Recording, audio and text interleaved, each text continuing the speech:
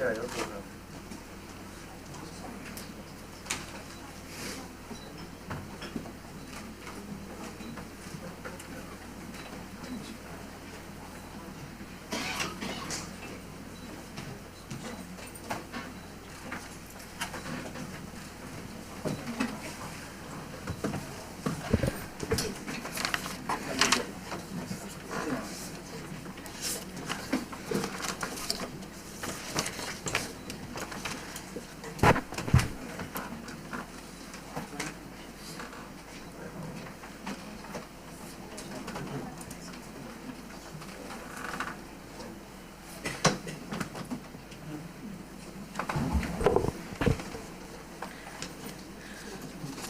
very good morning to all of you. Climate change is an imminent risk staring at all of us today more than ever. While the Government of India has set ambitious targets in this regard and moving ahead with well-planned strategy, the corporate sector has also been displaying innovative ways to combat climate change. In this regard, in this fight against the climate change, the Indian public sector has shown grit and determination. However, to ensure that the public sector has greater avenues to meet its target of mitigating climate impact, SCOPE and GIZ are organizing regional workshops to create greater awareness about these alternative methods for climate co-benefit methodologies. Today, we welcome you all to the Northern Region Workshop on the role of climate co-benefit methodologies for strengthening climate action by Indian PSCs. The 1.5 days workshop, first of 4 in the series, aims to deepen the understanding of ongoing climate initiatives of the PSCs. It is indeed encouraging to see the overwhelming response that we have received for this event, which is evident in the presence of all of you, representing over 22 organizations from the northern region of the country alone. We are also pleased to share that the inaugural session is being telecasted live on social media handles of SCOPE so that the fraternity across the country can hear about the insights of our distinguished guest on the important topic. We are honored to have with us an eminent panel of speakers who would be enlightening our way forward in this endeavor. But before we proceed further, I would request my colleagues to please welcome the guest with our token of respect. May I request my colleague to please welcome Mr. Sandeep Kumar Gupta ji, Chairman GAIL and Chairman SCOPE. With a round of applause, please.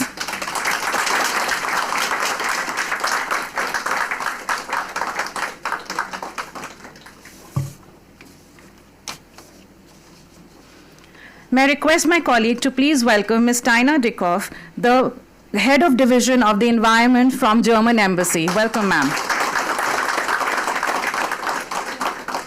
May I request my colleague to please welcome Mr. Sujoy Chaudhary ji, Director PNBD IOCL and Chairman SCOPE Sustainability Committee. We also welcome Mr. Atul Sopti, Director General SCOPE and member ILO governing body.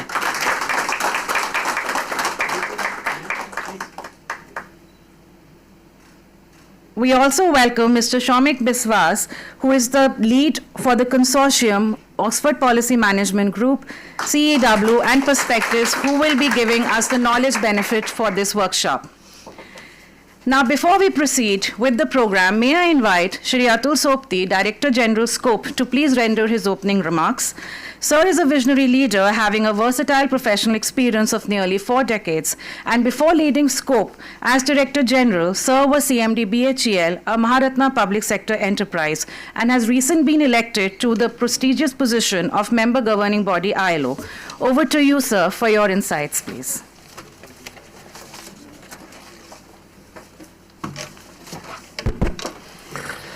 Thank you, Smriti.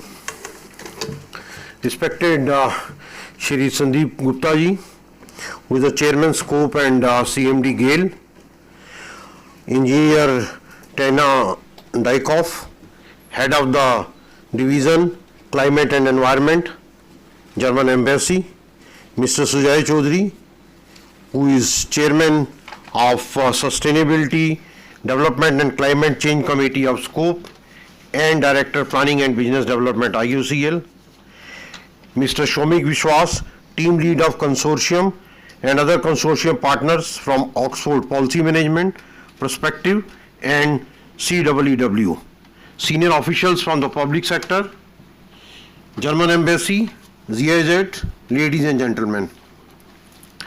I would like to extend my warm welcome to you for this overwhelming response for this particular workshop. Special thanks to Engineer Tana, who has spared her valuable time to join this particular workshop during the inaugural program. We have always been getting an excellent support from German Embassy and Ambassador Philip Ackerman. Whensoever we have requested him to join our programs, he has always addressed and guided us for this important vertical which we are pursuing in scope along with the public sector enterprises and GIZ Germany. Let me start by saying that this is a very timely program, and increasingly it is being realized that if India has to attain a robust and economic growth, inclusive economic growth, then one important aspect is that we have to achieve the net zero by 2070, and that's very, very important. Yesterday you would have seen the economic survey which has also come out, and there also one of the key area which has been focused is the climate change, climate action. Number of pages have been devoted in the economic survey to that all, and that shows the kind of importance which is being given by the government of India for this particular aspect. And in fact today, in another 1 hour when the budget is going to be announced, I am hopeful that something will come on the climate action also. And environment, as you know, has been a very important focus area from quite some time, and most of the national and international events we have been discussing various areas like just transition, climate change mitigation, EVs, reduction in emissions. Not only in the national platform, in the international platform also, I have the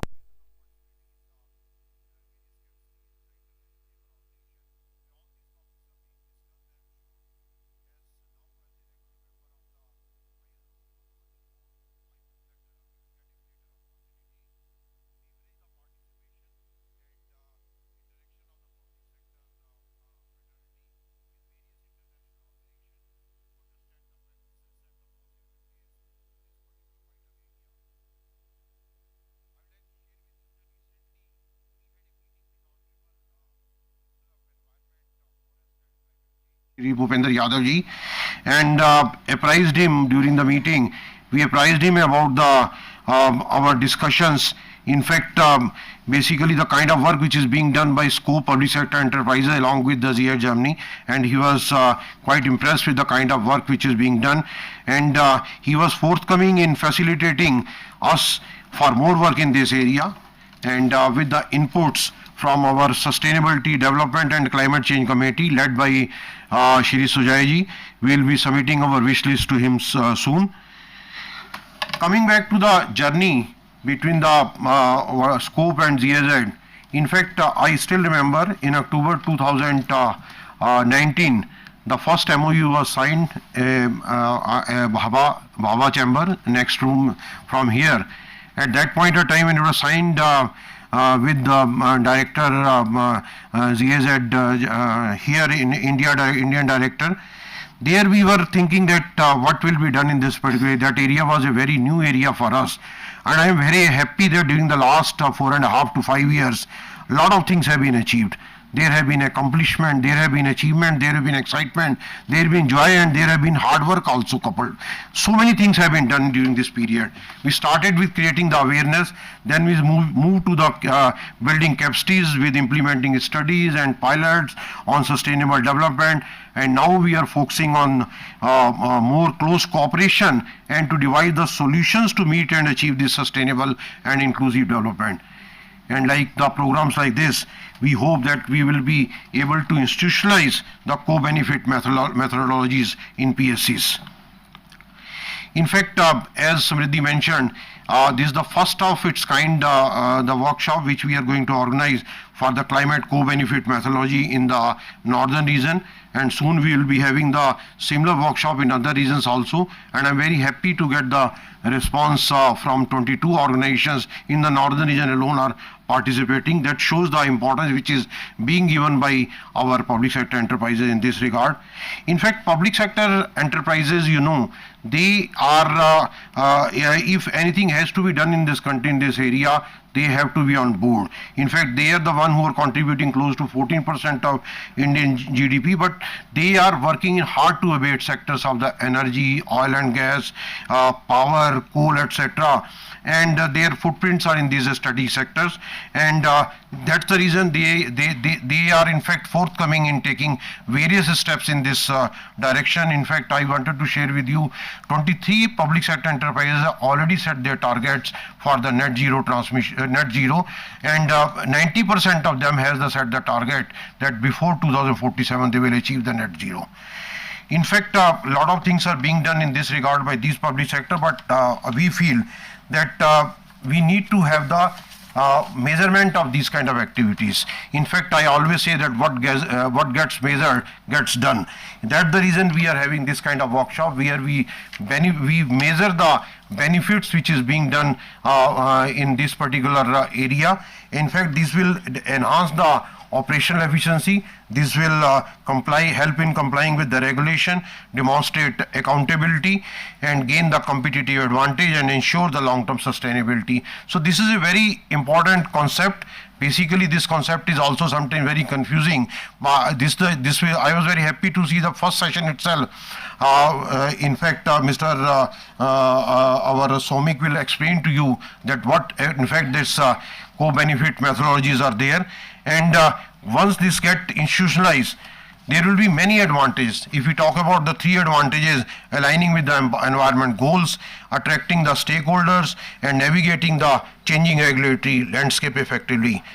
I am confident that this workshop, led by the experts from esteemed organizations like Oxford Policy Management, OPM, Council of Energy, Environment and Water, CEEW, and Prospective Climate Group, PCG, along with the experts from the GIZ and Scope, will offer a valuable learning experience to all the participants.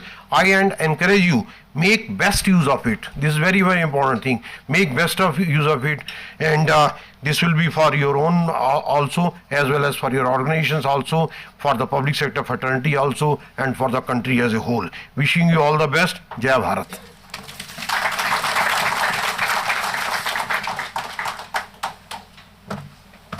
Thank you, sir, for once again highlighting the role of public sector in the Indian economy and how the fraternity can benefit from leveraging climate co-benefit methodologies. Now let us understand the key objectives of the workshop and how it shall contribute to advancing our collective climate action efforts.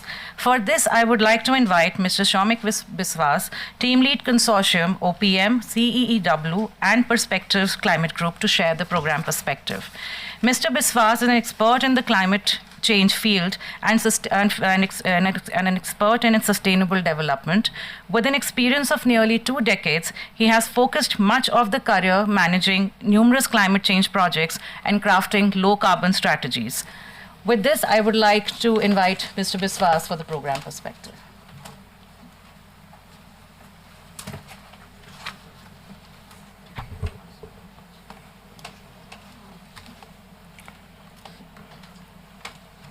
Good morning. Sri Sandeep Kumar Gupta, Chairman Scope and CMD, GAIL India Limited. Sri Sujay Chaudhary, Director Planning and Business Development, IOCL. Ms. Taina Dykhoff, Head of Division for Environment, German Embassy. Sri Atul Sopti, Director General Scope. Respected delegates. Very warm welcome to you all in this workshop. You must be wondering why you are here and what is the purpose of staying here for the next 1.5 days. You are all very important stakeholders in India's journey towards net zero by 2070. And as we have heard from Sri Sopti, that 90% of PACs have taken a target of, 90% of PACs have taken a target of achieving net zero by 2047. To do that, obviously within your industries, you are implementing certain measures for reduction of your carbon emissions. You are trying to achieve energy efficiency wherever possible. You are trying to change your processes wherever possible.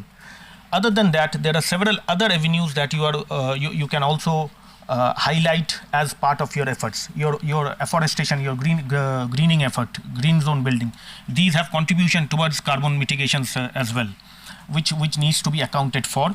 As of now, there are several fragmented methodologies which can do that. What we are trying to do through this program is to bring together all these methodologies and to come up with a more easily doable calculation procedure that you can highlight, by which you can highlight your efforts for doing this greening of your efforts. While discussing the climate change actions, we always focus more on mitigation side when we are talking about the PACs and our actions regarding climate change. And we, in some cases at least, we try to ignore the adaptation part of it. Now, those who are not familiar with these two terms, I'm not sure how many of you are familiar with mitigation and adaptation, but just for the sake of it, I will just explain briefly. Mitigation is the reduction of your carbon emissions, and adaptation is how you are going to cope with your climate change effects. So India was one of the pioneers of trying to push for adaptation. Earlier it was more on mitigation side always, but India actually enforced the UNFCCC, which is the nodal body for climate change, to focus more on adaptation. So the nationally determined contributions that we have the commitments that we have given against Paris Agreement in 2015, we focused both on mitigation and adaptation. So the methodologies that we are trying to develop looks not only into mitigation but also into adaptation. Now, it would be we could develop this methodology in isolation, and we can then submit it to you and say that this is how it needs to be done. But then that does not take into account your experiences on the field, what you would be facing, what data you are monitoring, and how you are doing the monitoring yourself in your respective organizations.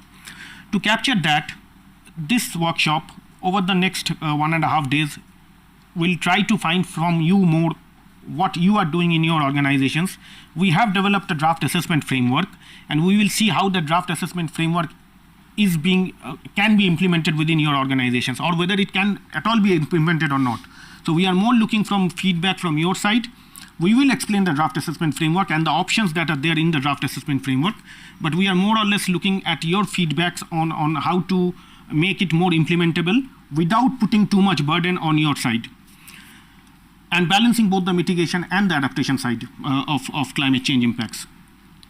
So how will we be doing this? We have chosen two sectors. Well, it was rather chosen by MOEFCC and GIZ, and these two sectors are the urban forestry and on SUP ban, single-use plastic ban. So what we are trying to do is, if you look at these two particular schemes, forestry or afforestation projects, you can understand there is always a mitigation angle to it. So you plant trees, it will take up carbon dioxide from the atmosphere, so it's going to reduce emissions. It has some additional components as well. My colleagues will be explaining that in their sessions later on. However, for SUP ban, what happens when a single-use plastic is banned is there are a lot of upstream emissions that are also being negated for manufacturing of that plastic itself. So we are going to look into those aspects, and we are going to try to capture how that policy is responding to climate change. So that's the crux of co-benefits. You will see that we are not calling this a benefit workshop, but it's a co-benefit assessment workshop. So co-benefit is something when, and we are going to explain this in the next session as well, is how benefits that are not directly linked to climate change but are accruing anyway and can be accounted for climate change impacts. We need to remember that India is going to report on its NDCs by 2025, next year, I think. Next year end, we have to report on our progress on these NDCs. And by that time, we need to actually have some amount of data that we can put forward to the international community, whereby we are showing them that this is our progress in it, and this is our intention to do it at least. So that is why we are here. We want to understand from you whether the draft assessment framework that we have built over the last couple of months holds good or not, first of all. Second, what are the additional inputs that you can provide and you would like to include in that? And thirdly, what are the data points and monitoring issues that we need to look into more critically? The final point is that you are all important stakeholders in it. Some of you are already doing these projects. Some of you, like some of our petrochemical organizations, they are the manufacturers of the plastics, which goes into the plastic. So the upstream emissions will be calculated from the data that can be provided by these organizations. I don't know whether IRCTC, are they here?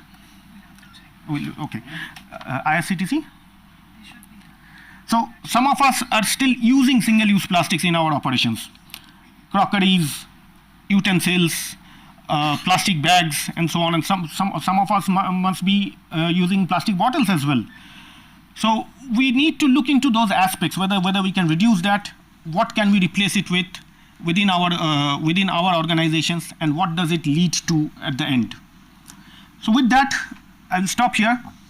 We have these technical sessions following up after this, where we'll be explaining all the draft assessment framework that we have developed, and we'll take it from there. I hope that all of you will be participating wholeheartedly and help us to co-develop this methodology with all of you, so that we can institutionalize this methodology later on while we go down the road. Thank you so much.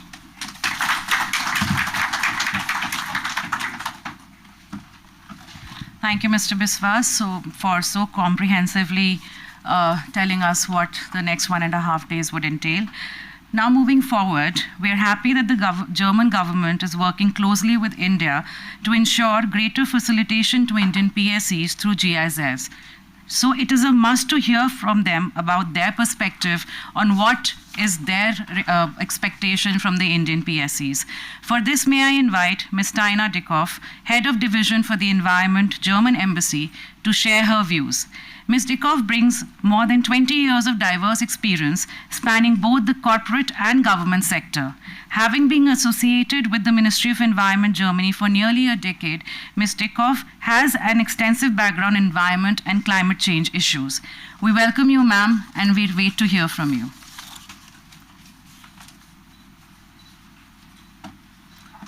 Thank you so much. Yeah, good morning, ladies, gentlemen, colleagues, and friends.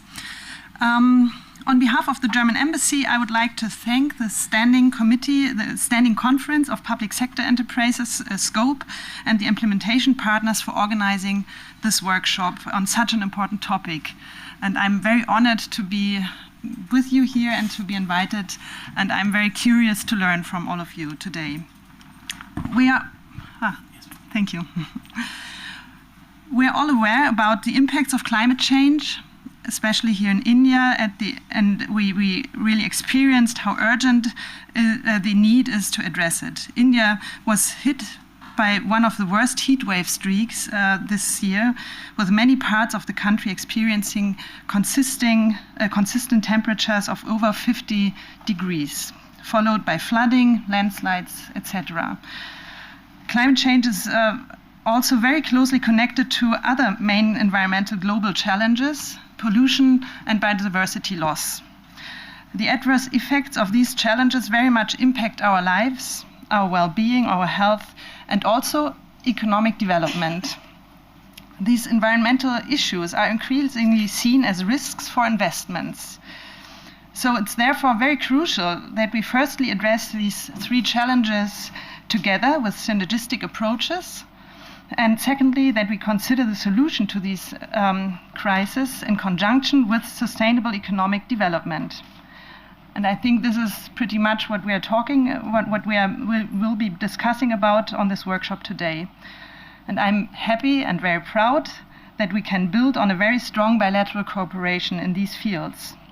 India and its public sector enterprises are extremely important partners for us in developing and demonstrating solutions. PSEs are already on the path to reducing carbon emissions and supporting communities in adapting to climate change. Some PSEs have also spearheaded innovations in their sectors and with new technologies and processes that reduce emissions and enhance resource efficiency. The German government is delighted to collaborate with India in addressing climate change and building a sustainable future. Mitigation, adaptation, natural carbon sinks, and and its interlinkages with the conservation of biodiversity are the priorities and priority areas of the International Climate Initiative, the so-called ICI of the German government. ICI contributes strongly to our Indo-German Green and Sustainable Development Partnership, the so-called GSDP, which was introduced by Prime Minister Narendra Modi and German Chancellor Olaf Scholz in May 2022. It signifies a joint commitment to addressing these global challenges. GSDP underscores the importance of shared solutions and collaboration in achieving sustainable development and countering the adverse effects of climate change. Germany and India, pursuing the intention of advancing the energy transition in both countries with the aim of achieving a socially just, ecologically and economically sustainable, secure and affordable energy supply, reducing their dependence on imports of fossil fuels and decarbonizing their economies. The so-called climate co-benefits can serve as important drivers to link development and climate change. And I'm very excited to hear more about it today, and I'm curious to learn about the questions, for example, of accountability, monitoring, and reporting. How can we ensure that measures that we are taking today are still in place in the coming 30 years, for example? How do we assess the ecological value of, for example, of afforestation? How are scientific findings involved in the design of the measures? There are several developmental activities being undertaken at the national and organizational level. Let's take forestry, for example. I'm happy to learn that Indian PSEs, such as the National Aluminium Company, has planted over 11 million trees. The Steel Authority of India Limited has planted over 20 million trees. These trees are not only contributing to the greening of the local geographies, but do have significant potential for future mitigation and adaptation. This can be measured and accounted for to strengthen climate monitoring and reporting. Similarly, in the case of single-use plastics, the ban of these plastics has certain climate change mitigation and adaptation impacts that our ICI project, Indo-German Support Project for Climate Action in India, this is the full name of it, aims to uncover through these climate co-benefit methodologies. The German Ministry for the Environment is cooperating with the Indian government in demonstrating implementation approaches for preventing plastic packaging from entering in coastal and marine ecosystems. Marine litter and circular economy are key verticals within Indo-German Partnership for Green and Sustainable Development. The project, which is called Circular Economy Solutions Preventing Marine Litter and Ecosystem, focuses on the demonstration of technological approaches to track, monitor and manage litter and marine ecosystems in India and support the implementation of extended producer responsibility, EPR. The private sector, in particular producers, brand owners and waste management companies and producer responsibility organizations, regional and state governments play a key role. The project has also supported in setting up the National Dashboard on Single-Use Plastics for the MOACC, wherein information from every state, city, district, and their actions on effective implementation of the SAP ban, as well as plastic waste management, is disseminated. The experiences on implementation of the SAP ban from the CES project in terms of reduce and refill solutions, promotion of alternatives to single-use plastics, and designing interventions with bulk waste generators for SAP and plastic waste compliance can be an impactful intervention between the two projects. Hence, thank you for attending today. It's great to see such wide participation from PSEs in the northern region, as we need PSEs who will use our ideas and findings. Thank you for attention and for your attention and best wishes to SCOPE, GIZ and the Implementation Partner Consortium, and most importantly to all the PSE officials who are present here today to participate in this workshop. I'm very much looking forward to the insightful discussions, wishing all participants a fruitful workshop. Thank you.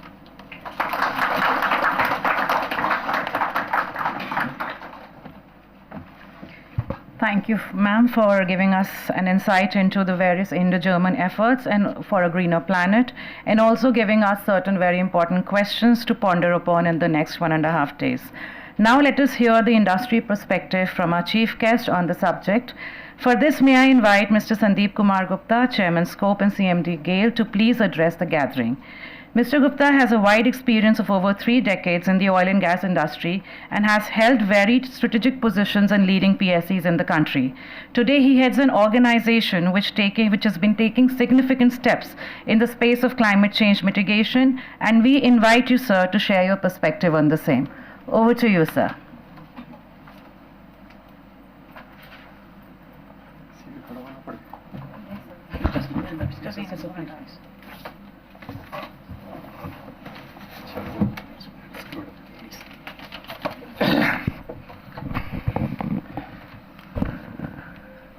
Dignitaries on the dais, esteemed speakers and knowledge partners, my fellow climate champions from public sector enterprises, ladies and gentlemen, those present here and those connected through web, a very good morning to all of you.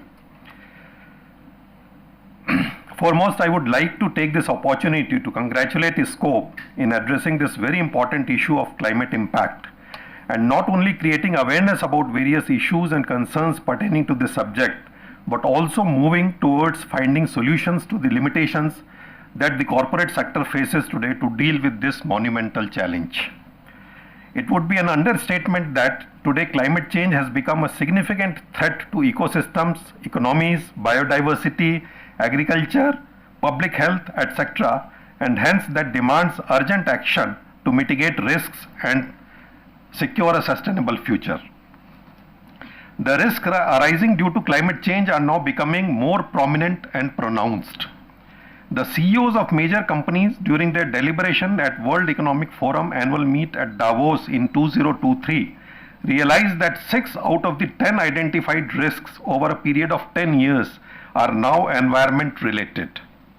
There is a clear proof that climate change now stands out as a critical risk multiplier, increasing vulnerabilities across sectors and regions. Recognizing the urgency of this issue, the world is working towards finding alternative ways so as to mitigate climate change and reduce emissions. In this journey, India is a pivotal player, and despite of being a developing nation, has demonstrated its obligation for addressing climate change through commitments on both domestic and international platforms. This is evident in the fact that India's proactive and effective climate actions has made it to top performer among G20 countries and 7th on the Global Climate Change Performance Index. While this is encouraging, national goals such as becoming the 3rd largest global economy by year 2030 and a developed nation by year 2047 pose a challenge to continue this momentum towards climate change mitigation, as with the challenge of raising living standards of nearly 1.4 billion people, mitigating greenhouse emissions is really complex. To add to this, India's pledge to become a net zero economy by year 2070 demands integrated strategies to address the multifaceted nature of climate action and sustainable development, which may put the country on a difficult road to balance developmental priorities with reduction of carbon footprint. In this, it is indeed a matter of pride for me that public sector enterprises are becoming pioneers in developing and adapting environment-friendly technological innovations, subsequently setting and updating their own decarbonization, that is net zero goals. For example, we at GAIL are very much committed to positive climate action. Natural gas is a clean fuel, and being the largest natural gas company, GAIL is helping the industries lower their GHG emissions by switching over to natural gas as a fuel. GAIL has also declared its net zero target for 100% reduction in Scope 1 and Scope 2 GHG emissions by 2035, advancing this target by 5 years from the earlier target of 2040. This shows GAIL's commitment towards sustainability and positive climate action. We shall be investing heavily to achieve this ambitious goal through a strategic approach involving various decarbonization levers such as electrification of natural gas-based equipment, renewable energy, battery energy storage systems, compressed biogas, green hydrogen, and CO2 valorization initiatives. In this direction, we have recently commissioned India's first megawatt scale green hydrogen electrolyzer unit of 10 megawatt capacity with a production capacity of 4.3 tons per day at Vijaypur. I am pleased to share that many other public sector enterprises, despite operating in challenging sectors such as coal, steel, petroleum, and power, are also on same path by adopting the latest technologies, alternative and non-conventional energy sources, and various initiatives under their CSR programs and sustainable development policies. These efforts and commitments are reflected in the net zero targets set by several PSCs, which aim to achieve this goal well before 2047. Climate co-benefits refers to the additional benefits that climate action can provide beyond reducing greenhouse gas emissions. These benefits can include improved air quality, enhanced public health, and economic opportunities. And a very apt example in this direction is the SATAT initiative, that is Sustainable Alternative Towards Affordable Transportation. As you may be aware that this particular scheme was launched primarily with the purpose of reducing the import dependency, the import requirement for servicing the energy needs of the country. And the purpose was also to create entrepreneurship within the country.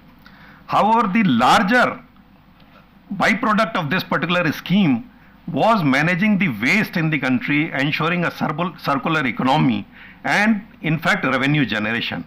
We have observed within the sector who are pursuing CBG projects or ethanol projects that not only this serves the purpose of the original initiative, original purpose, but also this is a standalone profitable schemes in our organizations. In fact, to further elaborate on this, when we were advancing our net zero target from 2040 to 2035 at GAIL, we have set a target of 38,000 and odd crores to achieve this target by 2035. But we realize that most of these initiatives under this plan will be on a economic ground per se. So we are not compromising on spending anything just to meet the climate action. They will be profitable per se for the organization. These, by quantifying and valuing these co-benefits, we can unlock new opportunities for climate action. Success stories from around the world demonstrate the impact of climate co-benefit methodologies, like the European Union's emission trading system, reducing emissions while generating revenue, China's clean air policies, improving air quality and reducing emissions, and India's own Perform, Achieve and Trade scheme, promoting energy efficiency and reducing emissions. To fully leverage climate co-benefit methodologies, we must mainstream co-benefits into national and sub-national policies, develop new tools and frameworks for quantifying and valuing co-benefits, enhance capacity building and training for policymakers and practitioners, and foster international cooperation and knowledge sharing. It is a fact that despite implementing credible measures to mitigate climate change in some cases, PSCs struggle to measure and report their climate actions due to absence of frameworks for quantifying the impact of their sustainable efforts. This challenge may be attributed to gaps in data collection, discrepancies in data quality, and a limited understanding of the operational frameworks involved. I am glad that SCOPE has recognized this concern and collaborated with GIZ for this essential project that aims to develop such climate co-benefit assessment frameworks or methodologies and institutionalizing them in public sector enterprises. However, to effectively utilize these approaches and ensure their success, we must first establish a foundational understanding of what they entail and how they can be integrated into our current efforts to address climate change. I am glad that this workshop is a step towards the same. I am confident that hearing from subject experts from esteemed national and international institutions like Council on Energy, Environment and Water, Oxford Policy Management, and Perspectives Climate Group will provide us with valuable insights. I understand that the workshop offers a combination of theoretical knowledge and practical experience sharing through group discussions. I encourage everyone to seize this opportunity to enhance your skills expand your network, and make a positive impact on the environment and beyond. As the integral part of your respective PSCs, I urge each of you to maximize the opportunities presented in workshops like this. In the end, I would like to say that your active participation will enrich the exchange of ideas and insights, contributing to the success of this workshop. Let us collaborate and make the most of this valuable opportunity together. Thank you very much. Jai Hind.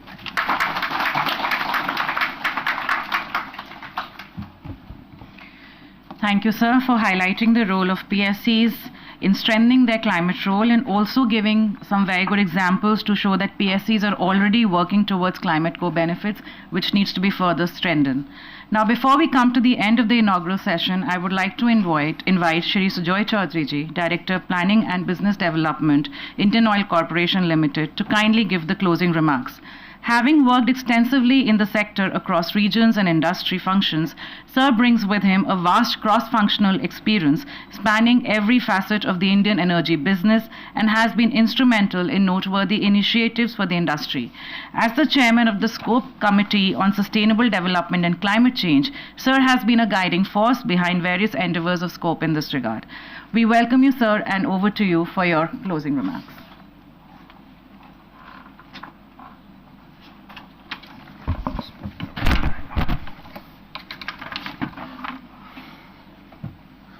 Very good morning to you all, the dignitaries on the dais, esteemed faculty members who are here today to conduct this workshop led by Consortium, the participants who have come here from the northern region, I believe around 22 organizations, and people who are connected through the virtual platform. First and foremost, let me compliment Scope and GIZ for organizing a workshop of a very different nature. Yes, we all talk of climate change, climate action, but a climate co-benefit workshop, I think, is very, very significant in the realm of things. Why? Especially because when we go to take any initiative on the sustainability platform, most of the times you will see that you are getting restricted by the numbers that it generates. As Chairman Gale and Chairman Scope was just elaborating, while you look at a platform like Satat, you can always figure out through climate co-benefits, how can you justify that initiative on a PSC scale. And knowing the way the PSC works, I think climate co-benefit, accreditation climate co-benefit, understanding and climate co-benefit accounting would definitely help each of the PSCs to move forward in this direction. We all know that India is on a high growth path, and we all aspire to reach or become a developed nation by 2047. Now, this path is easier said than done. Each one of us have to contribute significantly. And if you look at the perspectives right from the days of independence, the PACs have been driving most of the initiatives in India. So, a large portion of these initiatives which will go for development of India would be driven by these PSCs. Similarly, the entire climate action today is principally driven by PSCs. Yes, there are a few key players in the private sector, but each one of the PSCs are in the forefront of this climate action today. As a result, there would be a huge responsibility on each and every PSC to pilot this path of sustainability. And as such, this platform or this kind of workshop assumes great significance. Now, India's challenge is multifold. On one side, you have to, on a major growth path, thereby entailing that you need to have more and more energy. And if you look at all the projections that have come from various consultants, irrespective of the net zero path, accelerated path, or whatever path you called, the energy need of India doubles by 2047 or let's say 2050. So if in the given circumstances, it becomes all the more important to see how to mitigate carbon, at the same time ensure that you have sufficient energy for the development. So energy affordability, sustainability and availability becomes very, very important. Secondly, we are a very large nation, and as a result of that, energy has to reach each and every corner of the country. So it becomes important for all the companies, I think most of the major companies that represent this PSC body have a huge responsibility in ensuring, while one hand the power reaches the extreme corner or gas reaches the extreme corner of the country, at the same time we are on the path of sustainability firm. And if you look at India's historical perspective also, we have always given a huge importance to Mother Nature. In everything that we do, starting from religion to any of our practices, nature has been a central theme. So as a result, India has always considered nature as a very, very important aspect of living being. So Mission Life, which Honorable Prime Minister has initiated, is an extension of that kind of a concept that we are undergoing. You look at the efforts towards sustainability which India has been taking long since. Every aspect we are trying to evolve how to use. If you look at the single-use plastic ban, which I am sure would be an important aspect which we'll be talking, India by nature has a tendency to reuse plastics. It's not today, it has been taught like that. I keep on saying that even the Swiggy bowl which comes to your house is actually reused, if not for anything else, for at least keeping the soap bar. So that comes naturally to us. We don't throw things just like that. If you look at India from the plastic recycling point of view also, you will see India recycles 95% of its PET and more than 60% of other plastics. What possibly does not get recycled is the so-called wrappers, which are very light, though weight to volume ratio is very poor. As a result of that, people tend to ignore that. But over the years, each of the companies who are involved in plastics have made a commitment to ensure how this plastic gets recycled. Many companies have come out with products. For my company, Indian Oil, we have a brand called Cycloplast, where we recycled used plastics to make a grade which is equivalent to virgin plastics. We are developing that more and more to ensure that it becomes even stronger than virgin plastics. So each other, it's not Indian Oil alone. Each of the major producing companies are taking such initiatives. In fact, India has a body, it's called ICPE, Indian Center for Plastics in Environment, who are doing a unique or pioneering work in this field to ensure plastic recycling. If you look at the other aspect which I believe would be discussed threadbare today is the afforestation. It's a very, very important initiative. Most of the PSCs are eager to move to that framework, but the issue lies the systematic approach to the whole aspect. So today's workshop, as I see, has a detailed program on the same. A few numbers were read out in terms of the total afforestation done or the contribution done by individual PSCs. Indian Oil is also involved in this afforestation program in a major way. Government of India has come out with a scheme called Carbon Credit Program, where we are also party. So the PSCs are also enrolling there to plant a huge number of trees. So many such initiatives are already on the ground. If I look at Indian Oil, who's one of the largest refiners, and we serve around 8.5% of our energy needs driven by 10 refineries, there are a host of initiatives that we are taking. We are in the field of second generation of ethanol, third generation of ethanol, besides the first generation of ethanol. We are moving in a major way for this CBG, which Sandeep Gupta ji was just illustrating. We are putting up close to 40 CBG plants in the country, thereby ensuring that the agricultural waste is treated in a way which not only gives us energy, but a very important component called biofertilizer. We are looking at multiple things on the hydrogen front. We are doing a huge number of work in battery swapping, in battery manufacture, in extending the battery charging points across the length and breadth of the country, and many, many such areas where sustainability is concerned. Most of the PSCs have a sustainability report for quite some time. So sustainability is getting reported across the board in many, many PSCs as well. So while we are doing all this, I think this kind of a workshop gives you a better understanding of things, gives you a better perspective to handle this in a proper organized framework. Sandeep Gupta ji also mentioned the same thing, that we possibly need a more structured approach to carbon credit to ensuring that we are doing afforestation in a particular planned way. I think that becomes very, very important, and for that, this kind of a workshop has huge relevance. I think we are, as a part of SCOPE Sustainability Committee, we had a lot of discourse and discussion, because SCOPE represents the entire realm of public sector, and as Soptiji has illustrated, many of us are in carbon-intensive areas like coal, like power, like steel, which are very important areas for carbon mitigation or approaching the net zero goals. As a result, there needs to be a lot of discussion, deliberation. We had a discussion with GIZ. Today, you will all hear from team lead, from consortium and other partners who are part of this group. So this kind of under discussion, deliberation would help us to prioritize the areas where we should take action. Government of India is doing a certain way, but more than that, I think organized approach to the same would be very, very important. And as a SCOPE member of SCOPE Sustainability Committee is also important that the concerns or the approaches which will help us to reach these desired goals is also put up through SCOPE to the Honorable Minister for Environment and Forests.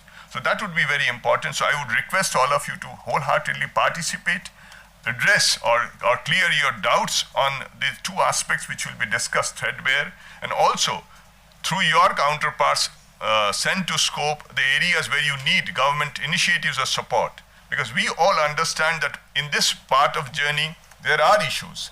A simple illustration of that is the way the non-tariff barriers which are being put up by Europe, by US, so those have to be handled, those have to be meandered, or those have to be circumvented. As a result, all of us need some assistance, some initiatives. So through you, I would request your counterparts in the SCOPE committee should forward to SCOPE requirement or a wish list from each of these member companies. So I wish that all of you take active part, decide, discourse, and engage in the discourse, and bring out significant issues which will actually enrich this workshop platform. With all that, I think wish you the very best, and do engage, do debate, and do come out with some good ideas. Thank you. Jai Hind. Thank you so much, sir, for reiterating the need to balance development and climate change and the prominence of measuring the impact of climate action initiatives. With this, we come to the end of the inaugural session, and before we disperse, we would like to express our heartfelt gratitude to the eminent panelists for their time. Sir, ma'am, your guidance has indeed been very enlightening and opened new horizons and perspectives for us to explore. We're also thankful to all the participants present here today, without whose support our efforts cannot be complete. Last but not the least, our heartfelt gratitude to Team SCOPE and GIZ team for working dedicatedly with us to bring the various endeavors under the project into reality. With this, we come to the end of the inaugural session, but before we disperse, we will carry a memory back with us in the form of a group photograph, and for this, I request the dignitaries and participants to please join us for a group photograph at the entry of the convention center. I would also request the participants to please reassemble back here in time so that we can commence with the next session. So once again, thank you very much and have a good 1.5 days ahead. Thank you.